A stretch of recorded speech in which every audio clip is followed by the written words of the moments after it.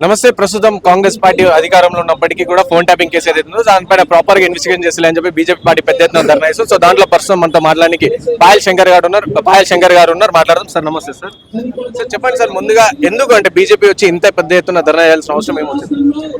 Phone tapping విషయం అనేది జాతీయ భద్రతకు సంబంధించినటువంటి విషయం. మరి అదేవిధంగా ప్రజల హక్కులను, ప్రజల స్వేచ్ఛను హరించే విధంగా అక్రమంగా ప్రభుత్వం, ప్రజల చేత ఎన్నుకోబడ్డ ప్రభుత్వం చేసేటటువంటి పని కాదు.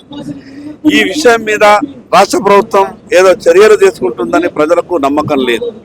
మేము అనేక సందర్భాల్లో చెప్పినాం, వాస్తవంగా దోషులకు శిక్షలు ఖరారు కావాలా, ప్రభుత్వం చేసిన తప్పులు, గత ప్రభుత్వం చేసిన తప్పులకు బయటకు రావాలంటే అది సిబిఐ ఎంక్వైరీ చేస్తేనే సాధ్యమవుతుందని చెప్పినాము. ఈ రాష్ట్ర కాంగ్రెస్ పార్టీ ప్రభుత్వానికి అదేవిధంగా టీఆర్ఎస్ పార్టీ మధ్యన ఒక ఒప్పందం కుదిరింది. గతంలో మేం చేసినటువంటి తప్పులు మీరు బయటకు తీయండి, ఈ 4.5 సంవత్సరాలు మీరేం చేసినా మాకు సంబంధం లేదనే విధంగా ఉంటామని ఆ రకమైనటువంటి ఒప్పందం జరిగింది. కాబట్టి జరిగిన ఈ ఫోన్ ట్యాపింగ్ విషయంలో అధికారులు వాంగ్మూలం ఇచ్చిన దోషుల మీద చర్యలు లేకుండా, వాళ్ళని ఎఫ్ఐఆర్లో చేర్చకుండా, ఛార్జ్షీట్లో చేర్చకుండా కేవలం పేపర్లకు లీకులు మాత్రమే ఇస్తా ఉన్నారు. ఒక రకమైన పుకార్లు కూడా వస్తున్నాయి. పోయిన పార్లమెంట్ ఎన్నికల్లో కాంగ్రెస్ పార్టీకి బీఆర్ఎస్ పార్టీ ఆర్థిక సాయం చేసింది కాబట్టి ఢిల్లీలో ఉన్నటువంటి కాంగ్రెస్ పార్టీ పెద్దలు ఈ రాష్ట్ర ముఖ్యమంత్రి గారిని కట్టడి చేస్తున్నాయి చర్యలు తీసుకోకుండా. అందుకే భారతీయ జనతా పార్టీ పక్షాన డిమాండ్ చేస్తున్నాం, జరిగినటువంటి ఫోన్ ట్యాపింగ్ వ్యవహారం కావచ్చు, కాళేశ్వరం కావచ్చు, వీటి మీద సిబిఐ ఎంక్వైరీ చేస్తేనే వాస్తవాలు బయటకు. ఆదిలాబాద్ ప్రాంతంలో రైతులు చాలా పెద్ద ఎత్తున ధర్నా చేస్తారు. మీరు కాంగ్రెస్ పార్టీ పైన కూడా కౌంటర్ చేయడం ఏం జరుగుతుంది సార్ అసలు ఆదిలాబాద్ లో రైతుల పట్ల? ప్రభుత్వం వ్యవసాయ పనులు మొదలవుతున్నటువంటి సమయంలో ఒక ప్రణాళికాబద్ధంగా విత్తనాల సరఫరాకు ఒక ప్లాన్ అనేది ఉండాలి. ఈ రాష్ట్రంలో అందుబాటులో ఉన్నటువంటి విత్తనాలు ఏవి, డిమాండ్ ఉన్నటువంటి విత్తనాలు ఏవి, అదేవిధంగా కంపెనీలకు వాస్తవంగా కొరత ఉన్నదా లేదా కంపెనీలకు కృత్రిమ కొరతను సృష్టిస్తున్నాయా, ఈ విషయాల మీద వ్యవసాయ శాఖ దృష్టి సారించాలి.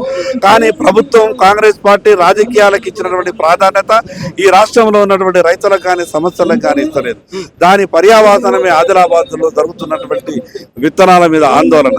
నిన్న మొన్న మేము అధికారులకు, ముఖ్యమంత్రి గారికి కూడా కలిసి చెప్పినాం, మీరు రాజకీయాలు పక్కకు పెట్టి రాష్ట్రంలో ఉన్నటువంటి సమస్యల మీద దృష్టి పెట్టాలా, రైతులు పడుతున్నటువంటి బాధల మీద దృష్టి పెట్టాలని చెప్పినాం.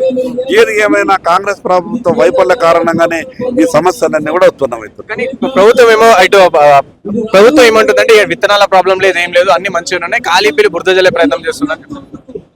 ఈ పార్టీ మీద ఎవరు బురద చల్లాల్సిన అవసరం లేదు. కాంగ్రెస్ పార్టీ మీద బురద చల్లడానికి ఆ పార్టీలో ఉన్న నాయకులే సరిపోతారు. ప్రతిపక్ష పార్టీగా ప్రజలు ఎదుర్కొంటున్న సమస్యలు, రైతులు పడుతున్నటువంటి బాధలు మాత్రమే ప్రభుత్వం దృష్టి తీసుకొచ్చే ప్రయత్నం చేస్తున్నాం. కేవలం ఆరోపణలు చేసే వాళ్ళమైతే ఈ రోజు మంత్రుల దగ్గరికి వెళ్ళి, ముఖ్యమంత్రి దగ్గరికి వెళ్ళి మేము విజ్ఞాపన పత్రాలు ఇవ్వము.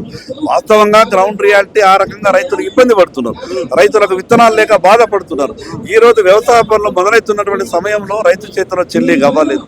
కుటుంబ సభ్యులు లైన్లో నిలబడితే కానీ విత్తనాలు దొరికేటటువంటి పరిస్థితి లేదు. వ్యవసాయ పనుల ఆరంభంలోనే ఈ రకంగా ఉంటే రైతు సంవత్సరం వరకు వ్యవసాయం ఏ రకంగా చేసుకోవాలి? మీరు ఇచ్చినటువంటి రుణమాఫీ అమలు చేస్తలేరు, బ్యాంకులు నయా పైసా కూడా బాకీలు ఇస్తలేవు. రైతు ఏ రకంగా వ్యవసాయం చేయాలి? ఈ రోజు రైతులు పడుతున్నటువంటి ఇబ్బందుల్ని దూరం చేయండి, కానీ రాజకీయాల మీద దృష్టి పెట్టి రైతులు పడుతున్నటువంటి కష్టాల మీద దూరం చేయకుండా ఎన్ని మాటలు మాట్లాడినా కూడా ప్రజలు ఈ ప్రభుత్వాన్ని క్షమిస్తారు.